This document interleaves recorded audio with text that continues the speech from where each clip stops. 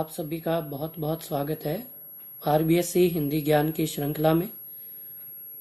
हिंदी साहित्य के अंतर्गत हम अलंकार विषय का अध्ययन कर रहे थे और उसी भाग में आज हम आगे कुछ और अलंकारों का ज्ञान प्राप्त करेंगे। आशा करता हूँ कि आपको अलंकार विषय समझ में आ रहा होगा और यह चैनल आपके ज्ञान की अभिवृद्धि इसी प्रकार करता रहेगा। अतः अधिकाधिक लाइक और सब्सक्राइब भी करें। चलिए आज अलंकार के बारे में आगे जानने का प्रयास करते हैं। देखिए आगे अलंकार है आपका प्रतीप अलंकार।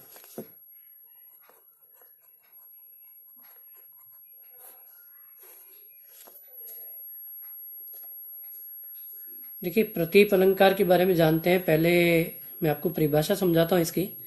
देखिए प्रतीप अलंकार होता क्या? प्रतीप अलंकार होता है उपमा अलंकार का विपरीत अलंकार। देखिए जैसे उपमा अलंकार में क्या करते हैं हम? उपमा अलंकार में कोई सामान्य पदार्थ की हम जब तुलना कर देते हैं किसी विशेष पदार्थ से, जैसे हम कहते हैं कि मुख जो है वो चंद्रमा के समान है, तो मुख की हमने क्या की? मुख की उपमा दी चंद्रमा से, मुख चंद्रमा के समान। यानी सामान्य पदार्थ को जब हम विशेष पदार्थ के समान रख देते हैं तब वहां पर उपमा अलंकार होता है। जबकि इस अलंकार में क्या है? इस अलंकार में आपके उपमान को ही उपमेय बना दिया जाता है। यानी चंद्रमा को मुख, चंद्रमा की तुलना मुख से कर देंगे। इस प्रकार जब आएगा तो आपका प्रतीप अलंकार होगा। देखिए परिभाषा लिखते हैं इसकी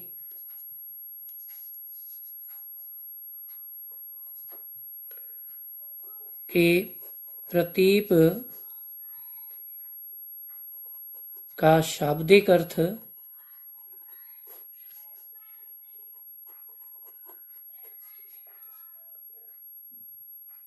है उल्टा या विपरीत।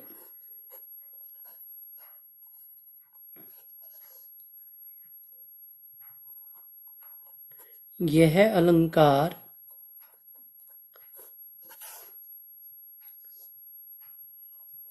उपमा अलंकार का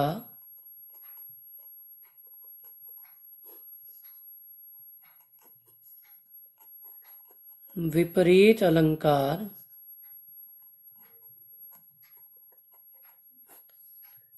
माना जाता है।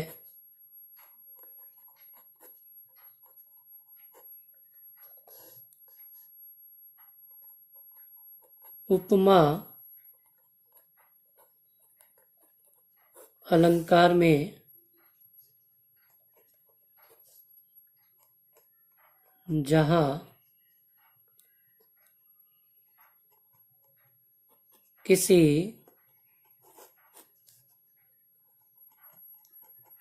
सामान्य पदार्थ को, पदार्थ या वस्तु भी लिख सकते हैं, सामान्य पदार्थ या वस्तु को प्रसिद्ध पदार्थ या वस्तु के समान माना जाता है, अर्थात उपमेय की तुलना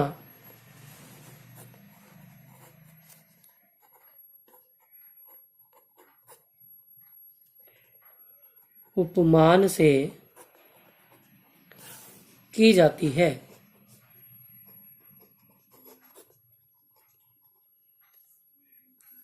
जबकि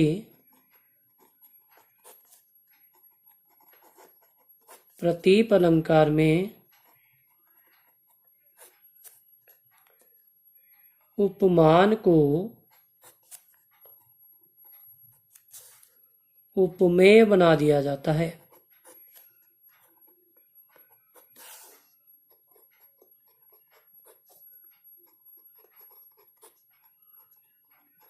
देखिए या फिर ये भी कह सकते हैं कि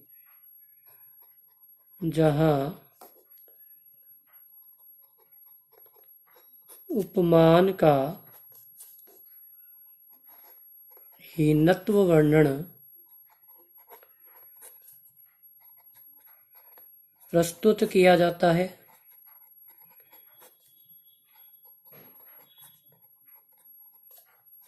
वहाँ प्रतीप अलंकार होता है।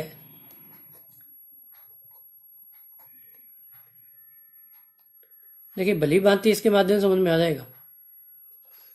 देखिए कुछ उदाहरण लिखते हैं, उदाहरणों के माध्यम से समझते हैं, फिर हमें कंठस्थ हो जाएगा ये। जैसे आप सभी जानते हैं कि उपमेय किसे कहते हैं हम? उपमेय कहते हैं जिसकी तुलना की जाए उसको हम उपमेय कहते हैं, और उपमान होता है जिससे तुलना की जाए उसे हम उपमान कहते हैं। जैसे एक उदाहरण लिखते हैं इसका, सखी मयंक तब मुख सम सुंदर। देखिए मयंक होता है चंद्रमा,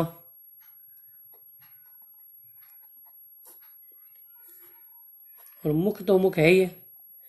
अब देखिए चंद्रमा को किसके समान बता रहा है? मुख के समान। जबकि हम उपमा अलंकार में क्या करते हैं? मुख की तुलना करते हैं चंद्रमा से। यहाँ ये क्या कर रहा है? चंद्रमा की तुलना मुख से कर रहा है, मुख के समान बता रहा है। चंद्रमा किसके समान सुंदर है? मुख के समान सुंदर बोल रहा है।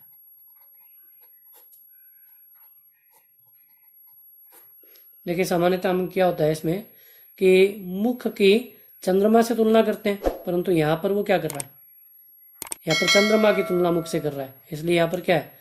प्रतीप अलंकार है। अन्य उदाहरण देखते हैं, जैसे तेरा मुख शोभित यहाँ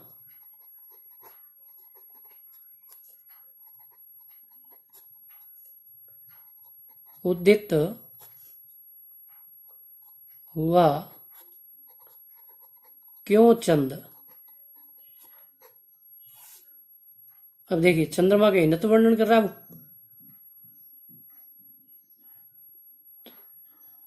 चंद्रमा को कम दिखा रहा है और मुख की शोभा बढ़ा रहा है कि मुख सुशोभित हो रहा है, तो चंद्रमा का क्या काम? तो यहां पर भी आपका क्या हुआ? प्रतीप अलंकार हुआ। देखिए अगले अलंकार के बारे में बात करते हैं, व्यतिरेक अलंकार।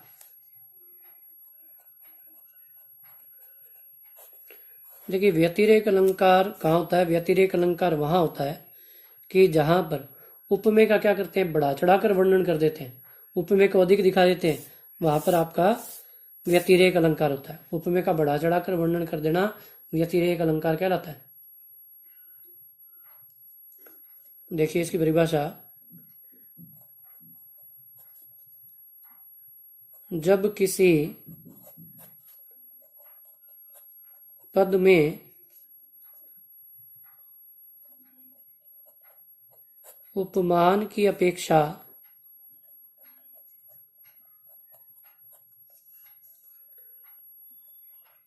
उपमेय का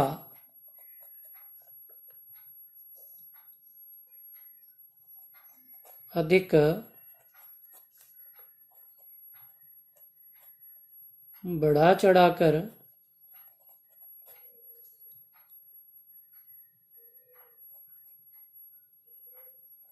वर्णन प्रस्तुत किया जाता है,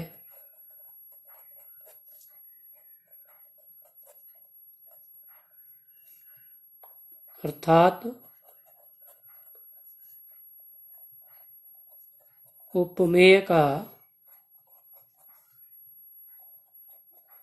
उत्कर्ष दिखाया जाता है।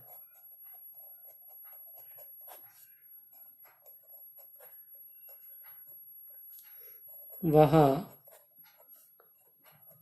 व्यतिरेक अलंकार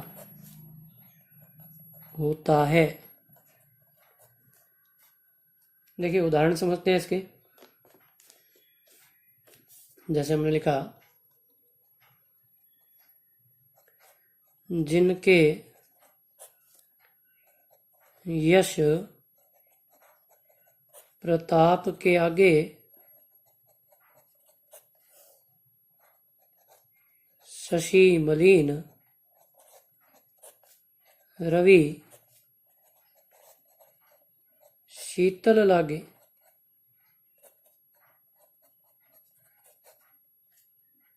देखिए यहाँ पे हम यहाँ पे तुलना किसकी कर रहे हैं? यश और प्रताप की। किससे कर रहे हैं? शशि और रवि से। तो यश प्रताप को क्या दिखा रहा है? ज्यादा दिखा रहा है। किससे? शशि से और सूर्य से। चंद्रमा और सूर्य दोनों से उसको ज्यादा दिखा रहा है। यानी कि उपमेय यश प्रताप को अधिक बताते हुए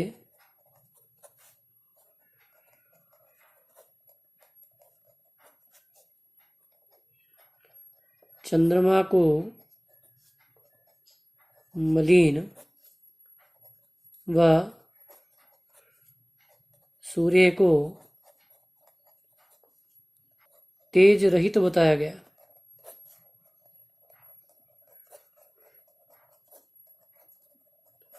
देखिए सूर्य को शीतल बता रहा है, सूर्य ठंडा है उसके सामने। यश प्रताप के सामने सूर्य भी क्या हो जाता है? शीतल हो जाता है, सूर्य भी तेज रहित हो जाता है। तो यश प्रताप को अधिक दिखा रहा है, इसलिए यहाँ पर क्या है? व्यतिरेक अलंकार है। जहां उपमेय का बढ़ा चढ़ाकर वर्णन हो वहां पर क्या होता है? व्यतिरेक होता है।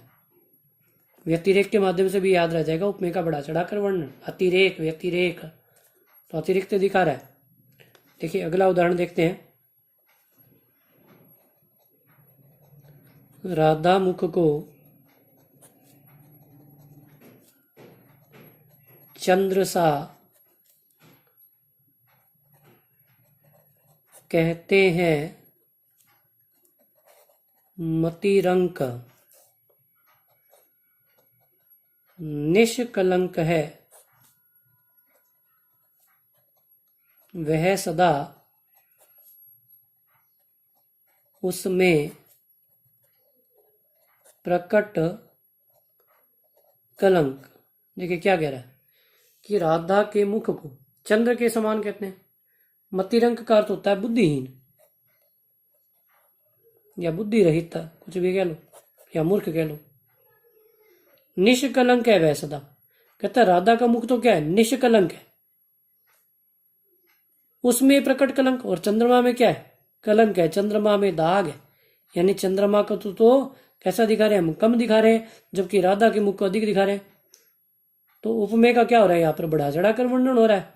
तो राधा का मुख क्या है? यहाँ पर उपमेय है, इसे हम बढ़ा चढ़ाकर दिखा रहे हैं। और चंद्रमा जो कि उपमान है, इसे हम कम दिखाने का प्रयास कर रहे हैं। तो उपमेय का बढ़ा चढ़ाकर वर्णन जहां पर हो जाता है वहां पर आपको क्या होता है? व्यतिरेक अलंकार होता है। आशा करता हूं भली बात ही समझ में आया होगा। आगे के अलंकारों की चर्चा अगले वीडियो में करेंगे। धन्यवाद।